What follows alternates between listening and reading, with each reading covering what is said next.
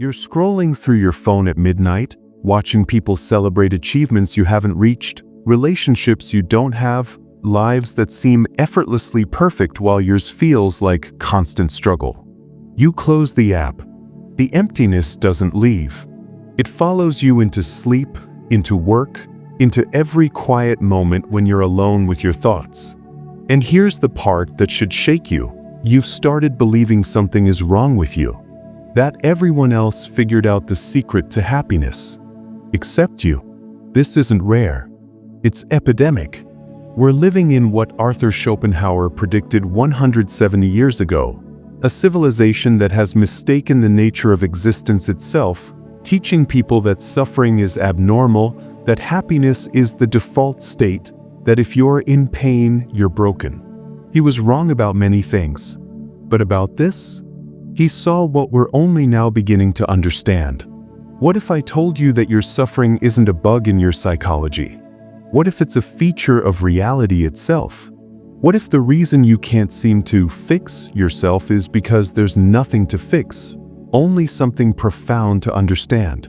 Today, I'm going to show you exactly why Schopenhauer's philosophy on suffering is the most honest assessment of human existence ever written, and why understanding it doesn't make life darker. It makes you finally, devastatingly free. Schopenhauer wrote, "Life swings like a pendulum backward and forward between pain and boredom, and these two are in fact its ultimate constituents." What did he mean?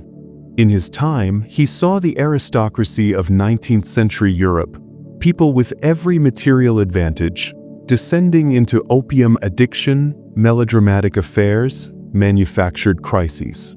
They had eliminated survival struggle only to discover something horrifying. When you remove pain, you don't find happiness. You find boredom. And boredom, Schopenhauer understood, is suffering of a different color. Today, it's infinitely worse because we've built an entire culture on denying this truth. We've created positive psychology, self-help industries, pharmaceutical solutions, productivity systems, all selling the same lie: that suffering is optional, that happiness is achievable, that you're one breakthrough away from permanent contentment. The research doesn't support this fantasy. Studies on hedonic adaptation show that lottery winners return to baseline happiness within months. Trauma survivors and paraplegics report similar long-term life satisfaction as the general population. Your brain literally cannot sustain elevated positive states. It recalibrates, resets, demands new stimulation. Think about the last time you got something you desperately wanted: a promotion, a relationship, an achievement you chased for years. How long did the satisfaction last? Days? Weeks? And then what appeared in its place? Not gratitude, not peace. A new want, a new lack, a new suffering wearing a different mask. Have you felt this in yourself? That moment when you realized the goalpost moved again, that the finish line was a mirage, that the thing you thought would complete you only revealed a deeper emptiness? This is the first mechanism, but it goes deeper.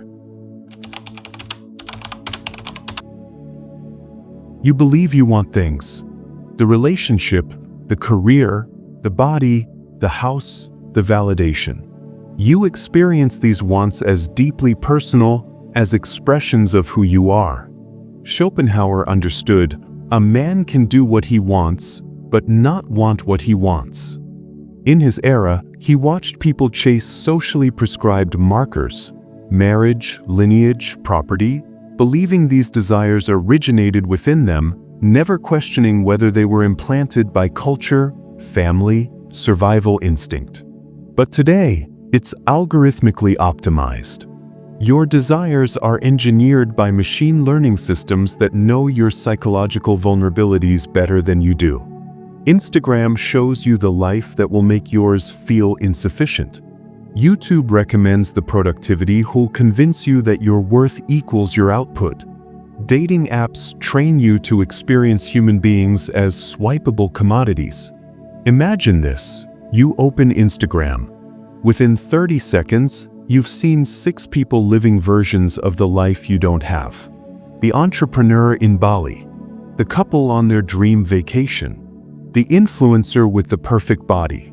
Your brain doesn't process these as statistical outliers. It processes them as evidence of your failure. Within minutes, wants you didn't have before, travel, abs, relationship aesthetic, are now deficiencies demanding correction. You close the app feeling worse than before you opened it, and you don't even know why. Here's what Schopenhauer understood that most people miss. You are not the author of your desires. You are their servant. The will, blind, unconscious, insatiable, uses you as a vehicle. It wants to survive, reproduce, dominate. It translates these biological imperatives into psychological cravings you experience as personal choice. Have you felt this in yourself? That sinking recognition that you've been chasing things you don't actually want, living a life designed by forces you never consciously agreed to? This is why you can achieve everything on your list and still feel empty. Because the list was never yours. The will simply generates new demands, and you mistake its voice for your own. But it gets deeper. You think suffering ends when you get what you want. This is the foundational delusion that keeps you trapped. Schopenhauer observed, "The wise have always said the same things, and fools, who are the majority, have always done just the opposite." In his time, the wise, Buddha, Stoics, mystics, understood that desire itself is suffering, not unfulfilled desire. Desire. The wanting is the wound. The seeking is the sickness. But modern culture has inverted this completely. We've built entire economic systems on the premise that satisfaction is one purchase away, one relationship away, one achievement away. Therapy culture tells you to work on yourself until you're healed. Productivity culture promises that with the right system, you'll finally be enough. Here's the neurological reality. Your brain is a prediction machine designed to identify threats and opportunities. It scans for what's missing, what's dangerous, what needs fixing. When you satisfy a desire, the dopamine spike lasts minutes to hours. Then the system recalibrates. It doesn't say, enough. It says, what's next? The satisfaction you're chasing is biochemically impossible to sustain because evolution didn't design you for contentment. It designed you for survival, and survival requires constant vigilance, constant striving, constant dissatisfaction. You got the promotion. For 3 days, you felt accomplished. Then your mind started comparing you to the person one level above. You started seeing the limitations of your new position. The satisfaction evaporated, replaced by new inadequacy. Here's what Schopenhauer understood that neuroscience now confirms. Satisfaction is a brief pause between sufferings. When you finally get what you want, you don't find peace. You find boredom, which is just suffering without the stimulation of pursuit. And your psyche, unable to tolerate the void, generates new desires to chase. Have you noticed this? That relief and joy are fleeting, but anxiety and wanting are your constant companions? This is why self-improvement becomes self-imprisonment, because you're trying to reach a destination that doesn't exist. You're trying to satisfy a system designed to remain unsatisfied. But there's a third layer. The deepest lie you've been sold is this: your pain is personal, that you're depressed because of your childhood, anxious because of your circumstances, lonely because you haven't found your people. Schopenhauer wrote, "We forfeit 3/4 of ourselves in order to be like other people." What did he mean? That we mutilate our awareness of reality to maintain social cohesion. We pretend existence isn't what it obviously is: struggle, decay, repetition, death. Because acknowledging this truth makes you unpalatable at dinner parties. In his time, the Romantic movement promised that meaning could be found through love, art, revolution. Schopenhauer watched these movements produce nothing but new forms of disappointment. The lovers grew bored. The artists descended into madness. The revolutionaries became the new tyrants. Today, we've repackaged the same delusion with scientific language. Mental health discourse teaches you that suffering indicates pathology, that neurotypical people don't experience existential dread, that if you just find the right medication, the right therapist, the right mindfulness practice, you'll finally feel okay. But the data tells a different story. Anxiety disorders, 31% lifetime prevalence. Depression, 21%. Substance abuse, 15%. And these are just the people who meet clinical thresholds. How many more are suffering quietly, medicating with work, social media, food, shopping, performance? Think about the last time you were truly at peace. Not distracted, not numb, not chasing. Just at peace. Can you even remember? Or has your baseline become low-grade suffering punctuated by temporary relief? Here's what Schopenhauer understood that therapy culture denies. Your suffering is not a disorder. It's an appropriate response to existence. You are a conscious being trapped in a body that decays, in a world you didn't choose, driven by desires you didn't author, destined to lose everything and everyone you love, moving towards certain death. Of course you're anxious. Of course you're depressed. Consciousness itself is the wound. This is where everything shifts. But here's where Schopenhauer's wisdom becomes truly powerful. Once you accept that suffering is inherent to existence, you stop wasting energy trying to eliminate it. While others are trapped in the delusion that they can achieve permanent happiness, you operate with strategic precision.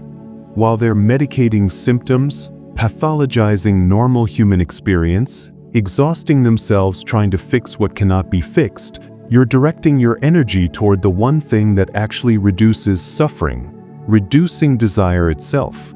Schopenhauer didn't leave us in despair.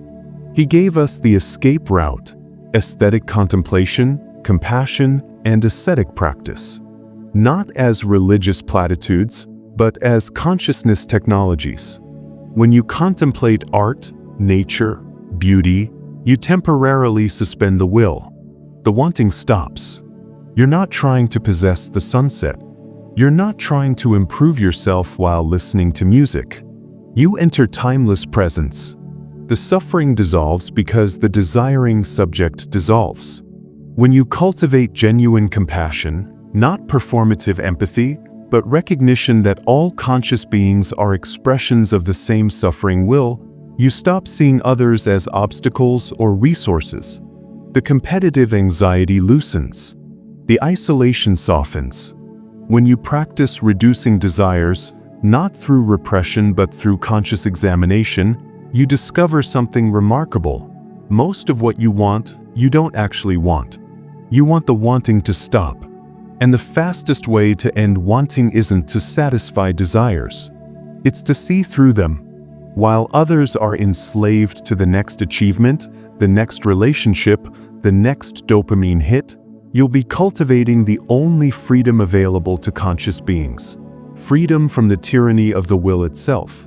Remember that midnight scrolling? That comparison torture? That conviction that something was wrong with you? Here's the truth that brings peace. Nothing is wrong with you. Everything is wrong with existence. And this will never change. You cannot eliminate suffering. You cannot achieve permanent satisfaction. You cannot escape the fundamental structure of consciousness. The will keep generating desires. The body will keep decaying. Loss is inevitable. Death is certain. You can only accept it. And in that acceptance, you find something that resembles freedom. Not the freedom to have whatever you want. The freedom to stop being enslaved by wanting. Not the freedom to control reality. The freedom to stop requiring reality to be different than it is. This week, try this. When suffering arises, anxiety, loneliness, frustration, don't try to fix it, escape it, or understand it. Just acknowledge it. This is suffering. This is what consciousness feels like. No self-improvement project. No solution seeking. Just radical honesty about what existence actually is. Notice what happens when you stop fighting reality. Write in the comments, "I'm accepting what is."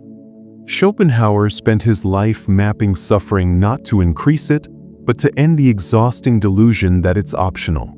The truth is, your pain isn't personal. It's universal. Every conscious being, from the person living their dream life to the one in absolute despair, is swinging on the same pendulum between pain and boredom. Accept the pendulum. Stop trying to escape it. And finally, devastatingly, become free. If this video gave you a moment of clarity in the chaos, if Schopenhauer's brutal honesty felt more liberating than 1,000 positive affirmations, subscribe. Because we're done lying to you about reality. We're here to help you see it clearly. And in that clarity, you'll find more peace than all the self-help books combined ever promised.